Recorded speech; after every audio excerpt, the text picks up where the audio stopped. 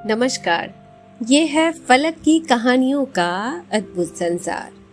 किस्सा, कहानी, कहानियाँ जिनमें हम लिखते हैं खुद को।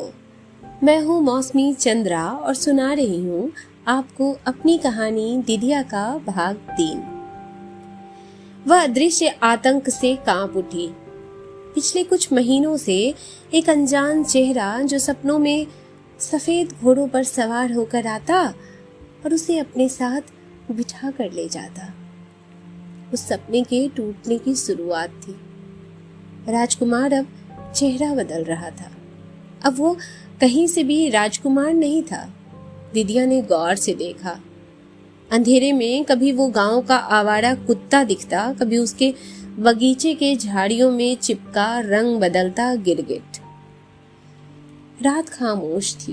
वो बिस्तर पर संवेदना शून्य सी पड़ी रही। किसी का दवा उन्माद रह रह कर हिलोरे मारता रहा। लिजलिजे हाथ जहां तहां फिसलते रहे। सुबह हो गई। उसने बिखरे कपड़े बटोरे और कमरे से बाहर लगे बरामदे में आ गई। कोने में चांपानल लगा था।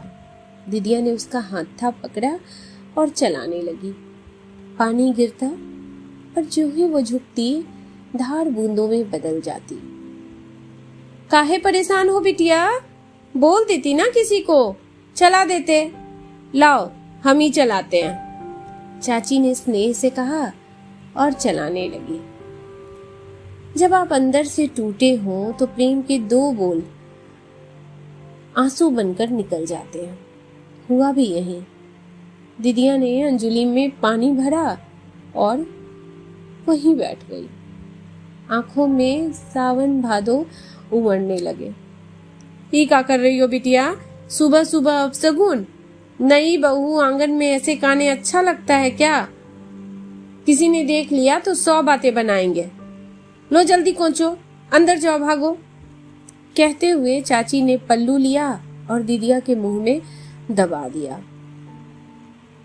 चलो चलो जाओ कमरे में, चाय भिजवाते हैं हम, कहकर उन्होंने उसकी पीठ उसके कमरे की तरफ मोड़ दी। यही विडंबना है। हम बात करते हैं औरतों के हक, उनके अधिकारों की, लेकिन उन्हें खुलकर हंसने की क्या, रोने की भी इजाजत नहीं है। रोने के पहले भी एकांत तलाशा जाता है, जहां रोते हुए से कोई देखे ना। नियति, भाग्य या दुर्भाग्य, जो भी था अब यही था। न सफेद घोड़ा था, न कोई उजली किरण, सिर्फ स्याह अंधियारा, और इसी में जिजीविसा तलाशनी थी। गुड्डन को आज भी याद है जब पहली बार दिदिया ससुराल से आई थी। गांव की औरतें उसका बक्सा खोल खोल कर कपड़ा लत्ता जेवर गहने देख रही थी, और गुड्डन दिदिया की उदास आंखें जिसमें पसरा मौन उसे कचोट रहा था। उसे लगा था दिदिया रोएगी, पर अंदर उसके सपनों की तरह सब सूखा था। सूखी अभिशप्त नदी। फिर नहीं आई दिदिया। पूरे 2 साल हो गए। इस बीच माँ ने पहले भादों में बुलाया भी, पर उधर से खबर आई बेटी सुख में है, जाना नहीं चाहती। नानी बड़ी खुश थी। एक बेटी की जवाबदेही खत्म हो गई। शादी हो गई मतलब बेटी की जिम्मेदारी पूरी हो गई ना। अब निभा लेगी अपने घर में जैसे तैसे। माह का महीना चल रहा था। उस दिन रह रह कर बारिश हो रही थी। रात में अचानक जोर जोर से कुंडी बजने लगी।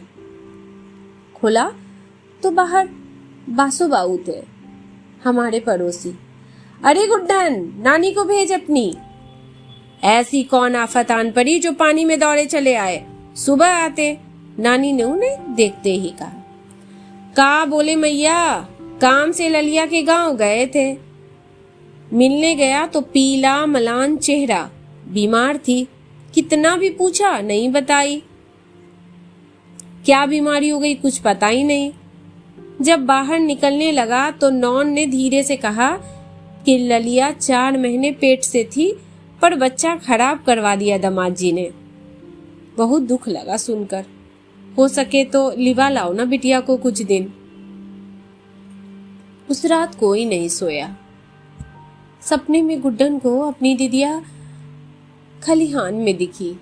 हिरनी जैसी कुलांचे मारती, चहकती, बतियाती, उछलती, कूदती दीदिया। पोखर के पानी में छप छप करती दीदिया। ये भाग यहीं तक। अगली कहानी, अगला भाग लेकर जल्दी ही हाजिर होती हूँ।